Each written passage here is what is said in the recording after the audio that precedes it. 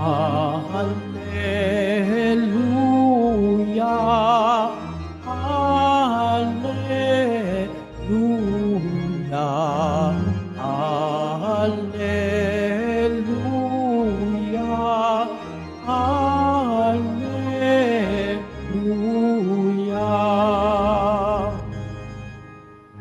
Espiritong isusugo,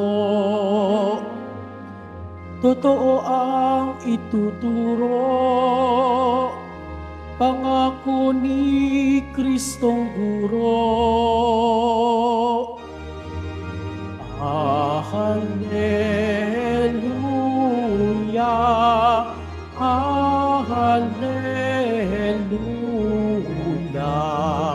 Hallelujah, Hallelujah.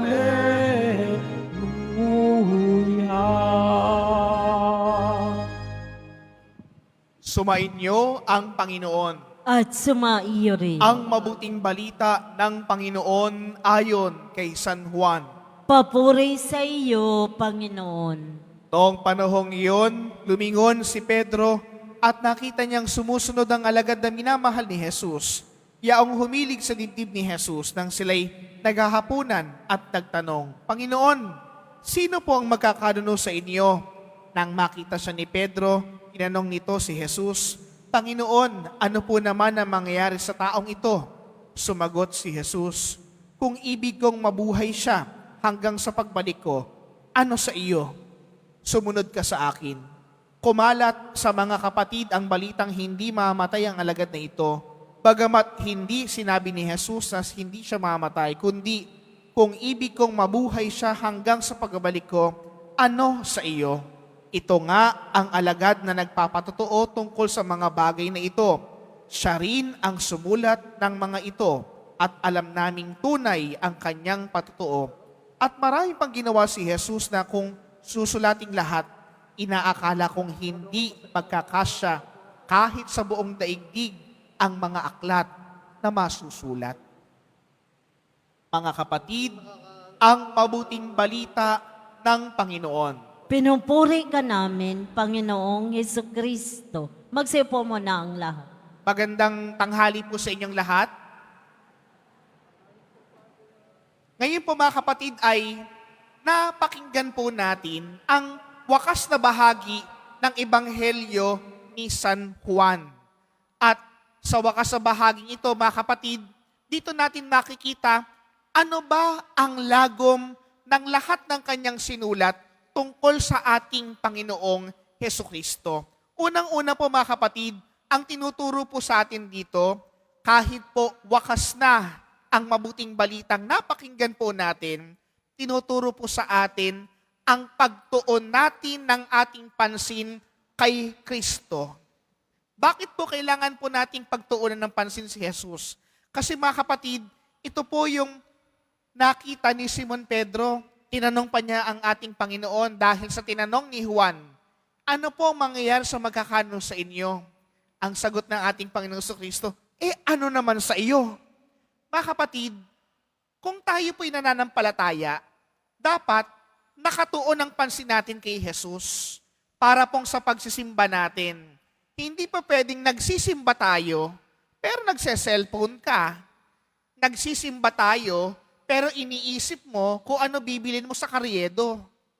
Nagsisimba ka, iniisip mo kung ano pupuntahan mo sa Divisoria kasi mamimili ka.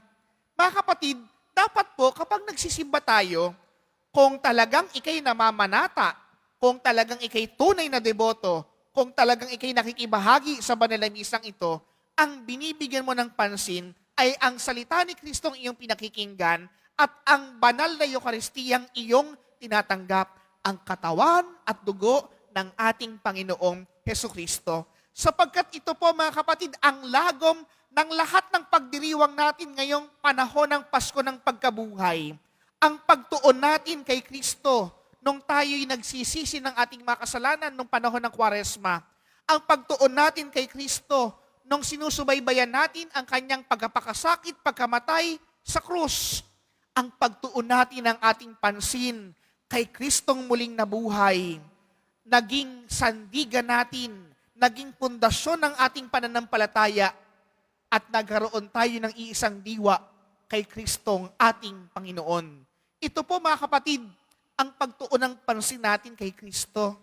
Pagbibigay ng ating puso, pagbibigay ng ating isip, pagbibigay ng ating buong pagkatao, walang kahati, walang obstacles, walang distractions.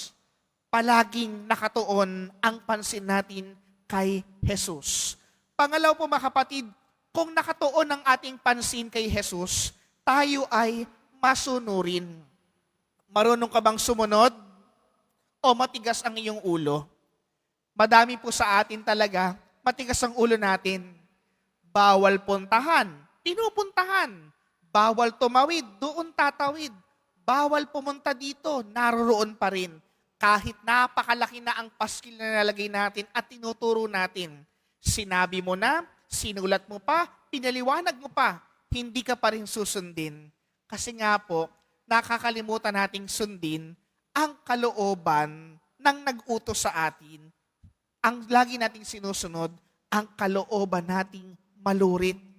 Kaya mga kapatid, kung talagang tayo ay nakatuon ng pansin natin kay Jesus, sinusunod natin ang kanyang utos, sinusunod natin ang kanyang mga salita, nagiging totoo tayo sa misyon natin. Ang pagiging masunurin ay naghahatid kay Kristong Panginoon natin. Mga kapatid, ang pangwakas sa bahagi ng atin pong pagngilay ngayon at palagi pong tema ni San Juan ay ang pagiging totoo. Pagiging totoo, pagpapatotoo, pananatili kay Kristo. Bakit natin kailangan magpatotoo? Marami daw pong mga hindi na isulat sa aklat na ito. Kung ito isusulat, baka daw mapuno ang buong daigdig. Ngayon, mga kapatid, nasa inyo ang pananampalataya. Paano mo pinatotohanan si Kristong ating Panginoon? Paano mo pinagtatanggol ang iyong pananampalataya? Paano ka maninindigan sa katotohanan ng iyong pananampalataya? Kapag ba ikaw, binuksanan ka lang ng Biblia? Kapag ba ikaw sinabihang sumasamba sa rebulto, isusuko mo na ang paniniwala mo kay Kristo? Mga kapatid, marami na pong nagpatotoo sa ating simbahan. Marami na pong nagpatotoo sa ating Diyos. Marami na pong nagpatotoo. Ikaw, kailan ka magpapatotoo kay Kristong ating Panginoon? Ipahayag natin ang kanyang salita. Isabuhay natin ang kanyang mga aral. Manindigan tayo sa tama upang makita sa ating buhay, nakatuon ang ating buhay kay Kristo. Nakakapit tayo sa katotohanan.